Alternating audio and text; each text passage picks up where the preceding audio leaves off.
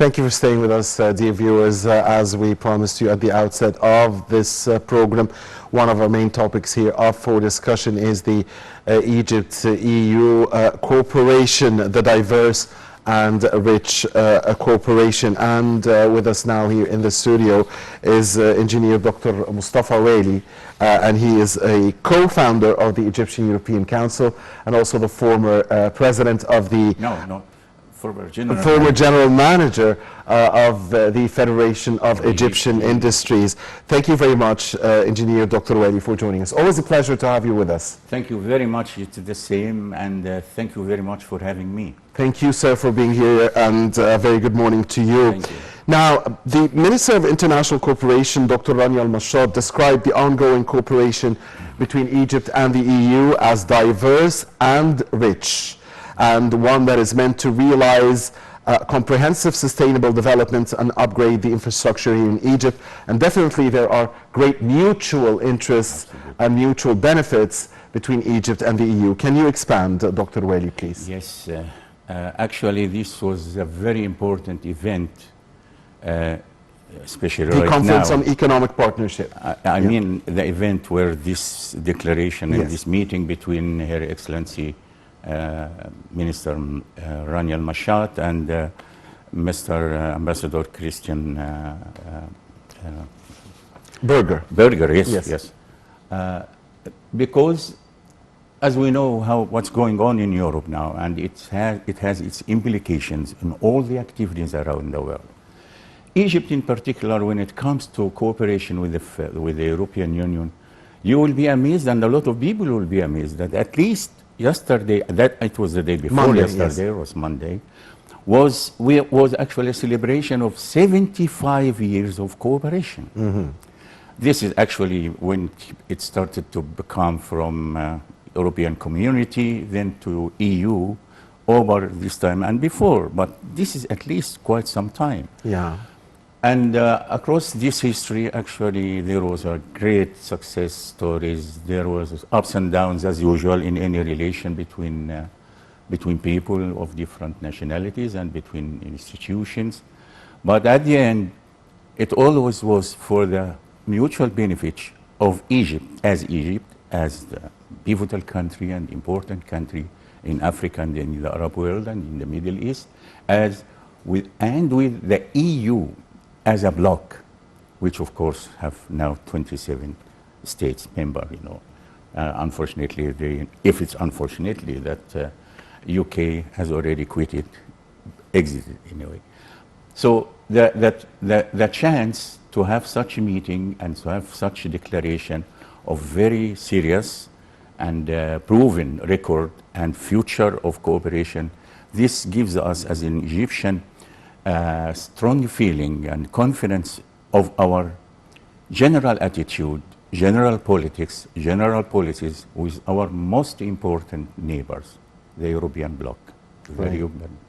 That's to have it in a nutshell. Yes. The details are many, and each of them is a real success story. Dr. Waly, the Minister Al-Mashad said that the cooperation portfolio between the two sides includes over 1 billion non-refundable grants. In addition, that's 1 billion euros, in addition to 7 billion euros in soft loans for incentivizing the private sector. The minister also signed development financing grants with the EU worth 138 million euros. Talk to us, please, about the economic file, the economic partnership between Egypt and the EU. It is the core of this relation and the tangible success stories over the years. Because when it comes to cooperation between people, those who need each other in a sense or another, that you have it proven on the ground. The record of cooperation with the European Union in its latest formation after the EU bloc as a bloc, we have seen a lot of successful projects in different fields. Starting and covering maybe actually all the areas which we need to have health, environment, energy, even, you know, for capacity buildings, you know, which is badly needed for institutions. I was lucky to be a member of one of these training courses for capacity buildings, you know, over the years, and I witnessed this. So this was starting in the 90s, late 90s. You know. So the stories and the success stories are many, and the fields are diversified, and success is felt by everybody. Indeed. Now, the areas include the sectors such as health, administrative reform, environment, rural and community development, and governance. I want to ask you about cooperation in your basket, in industry. Yeah. What about industrial cooperation? Something we are all proud in the industry of having it.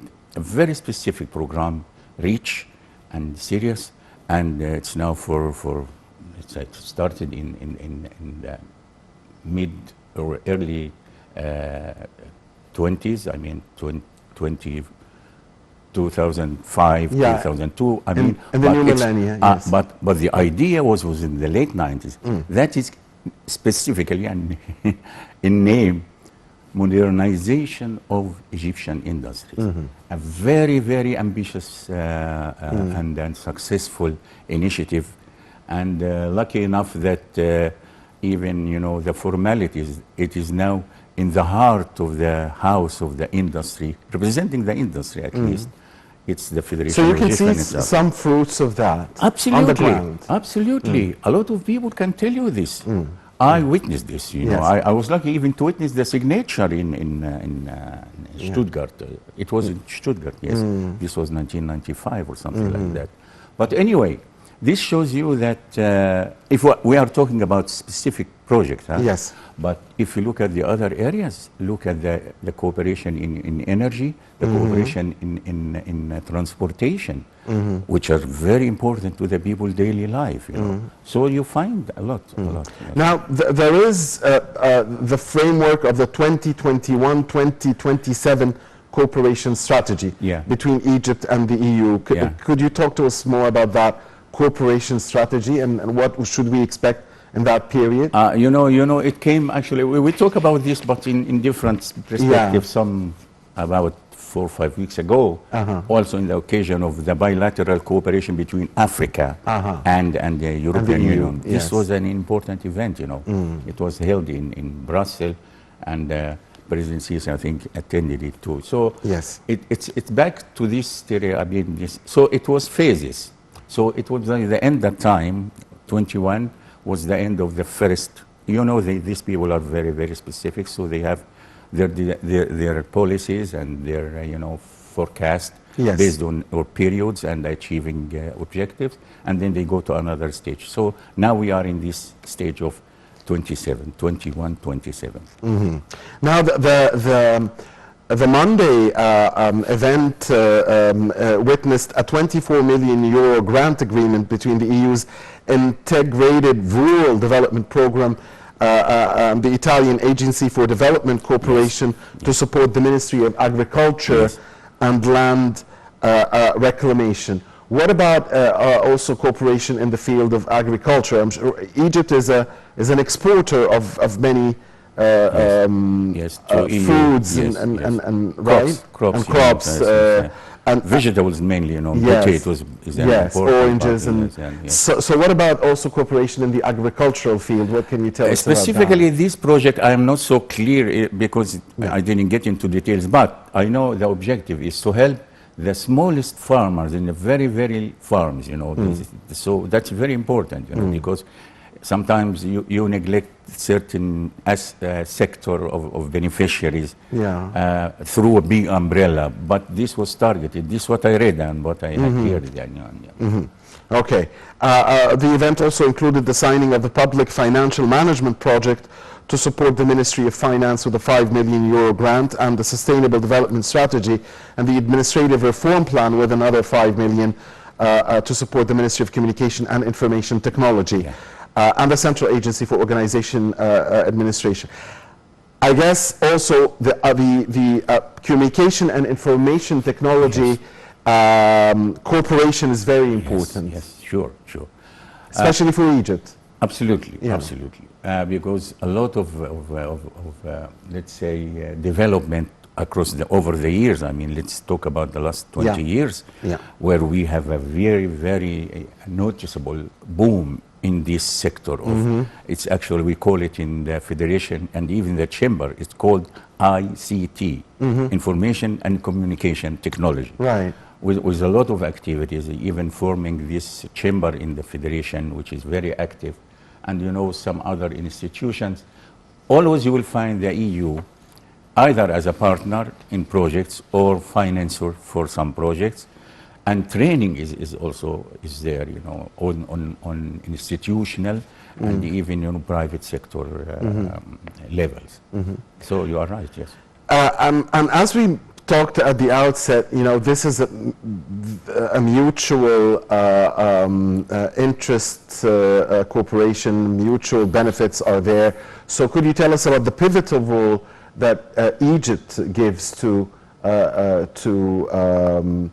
or the interest that Egypt give to Europe, to the EU? There are many, of course, but Of course. could you focus on some of the most important of them? Well, the EU in its policy outside the EU bloc, I mean outside Europe, Egypt always considered to be the best representation or manifestation of success of cooperation in outside the EU bloc.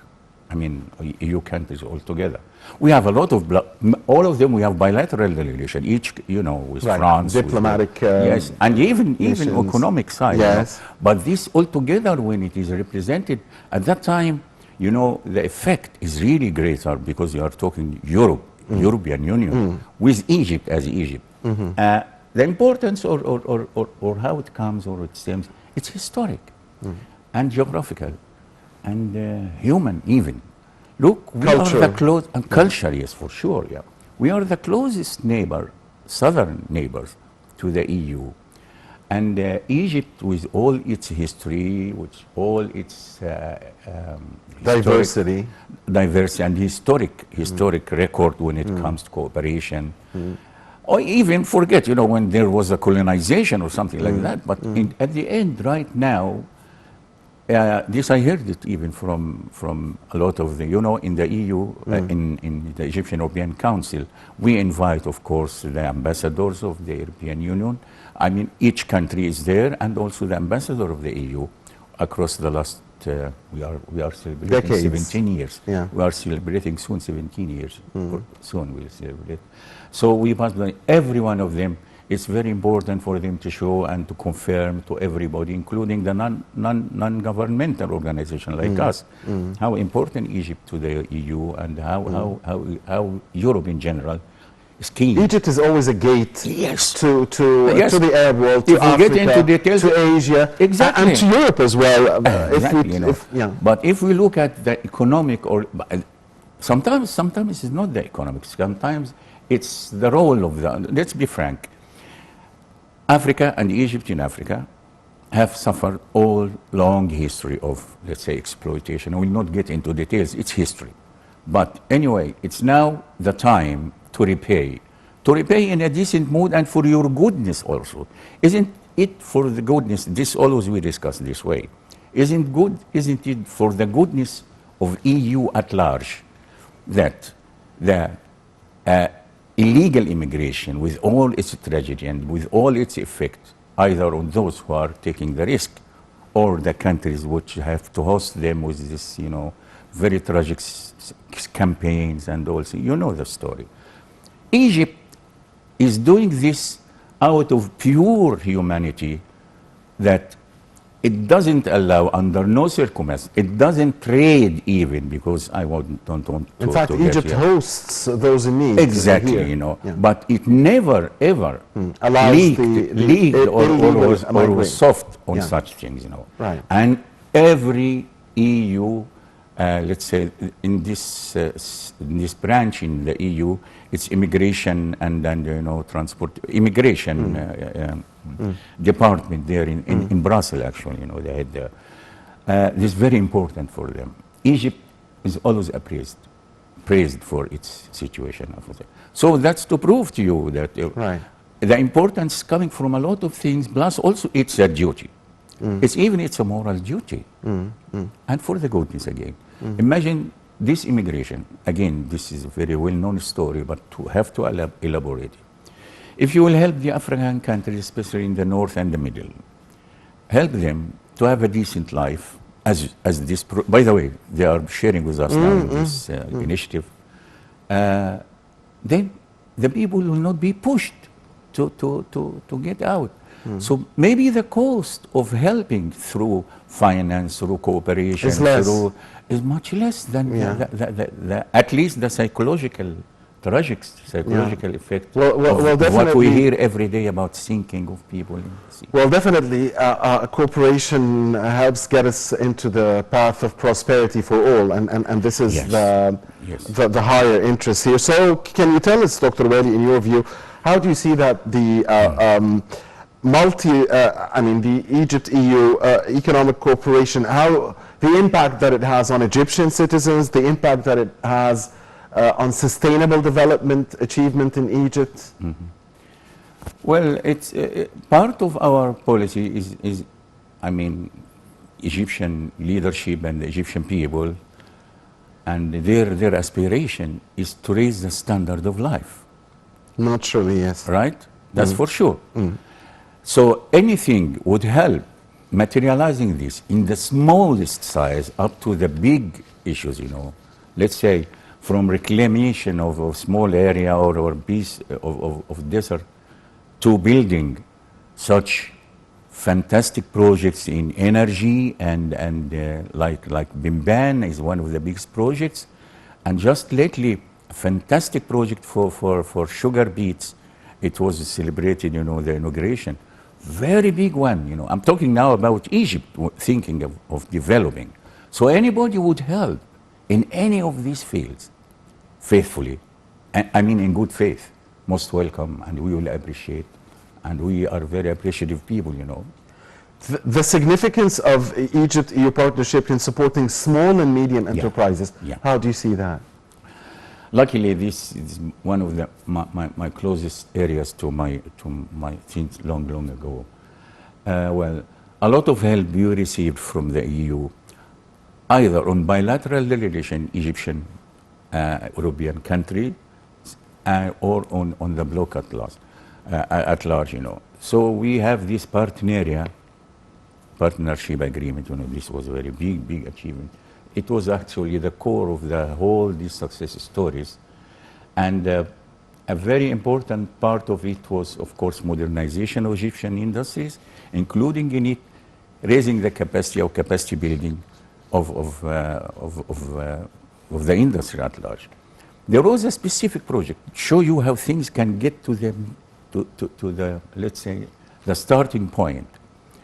They offered us a very good project with the help of their institution there. This was funded by the Social Fund of Development together with the EU at that time. This was targeting around 50 trade we mean the industry in this case, to upgrade their skills. So the name of this project was National Skill Standards. So that they achieve Egypt and Egypt labor and even technician, engineers, they can get the same level of approval for their expertise as their counterparts in Europe. So such thing, it will help, of course, Egypt, but also it could help in an indirect way, that if you have an A-level technician in any of these fields, covering all the industries, about 50 industries in this case, even if he will go outside Egypt and work there, so he'll be treated as top expertise, same as his counterpart from England, from France, you see. I remember this project. This has to do with the small and medium enterprises. Right. You know why? Right. 75% of the formation of the Egyptian Federation of Egyptian Industries is under the scale of small and medium. 75%. Yes, medium industry. It's not only Egypt. Imagine this is the States. Yeah. But, definition-wise. Right. Dr. Waly, certainly there are many areas of cooperation between Egypt and the EU, again for the mutual interest and benefit of both parties. I want to ask you here about the importance of such a cooperation as far as to the economic empowerment for women here in Egypt, and certainly the president and the government has shown a keen interest on empowering women here in Egypt, economically and in all other domains. Of course. So could you talk to us about that specific area of cooperation? This is a very, very pleasant sign and pleasant initiative and pleasant development in our social history. I'm talking history in this case as social Egyptian. Right. Because empowerment of the women, this was a dream of the Egyptian, and they have done a lot across, at least since the inception of the 20th century and a little bit before even. Our history says though. And of course, by the increase in our population, so the demand is more and more. It comes to the weaker size of the society. I don't mean weak in the sense of weakness physical, but at least according to the level of education at hand. So in this case, I personally feel and appreciate the interest and the keenness of His Excellency the President, President Sisi, in empowering the Egyptian women in all fields, from a judge. Indeed. From a minister like Dr. They are, yes, they are, but I'm talking now to other level now. It was not there before. Yes. Isn't? Yeah, absolutely, absolutely. And as you mentioned, Dr. Waly, this is a social change. Yes. Like the girls now, the women of the future will enjoy much more rights and freedoms and opportunities than their predecessors. Absolutely, they deserve it. But also, like them, like boys and like youth, huh? Right. They should do their share of their for themselves. Yes. They should learn more. They get more serious when it comes to their life. Develop their skills. We should talk this way. It's enough is enough. Yeah. We have to face our future so strong and so optimistic, but we should be strong. Indeed, indeed. And education. Absolutely. Is the best means for strength. Yeah. Absolutely. Dear viewers, on this note, we've come to the end of the first interview here and the first topic of discussion in the breakfast show. On behalf of you, we thank very much Engineer Dr. Mostafa Waly, a co-founder of the Egyptian European Council and former general manager of the Federation of Egyptian Industries. Always a great pleasure to have you with us, Dr. Waly. A very good morning to you. Hope to see you again soon. It's always a pleasure. Thank you. I feel when I'm coming to this place, I feel very joyful. Thank you. Thank you very much, Dr. My Waly. best wishes for you all. Thank you, sir. Thank you, sir. Dear viewers, please stay with us. My dear colleague Nermeen Abdurrahman will resume this morning's edition of The Breakfast Show momentarily. Don't go away.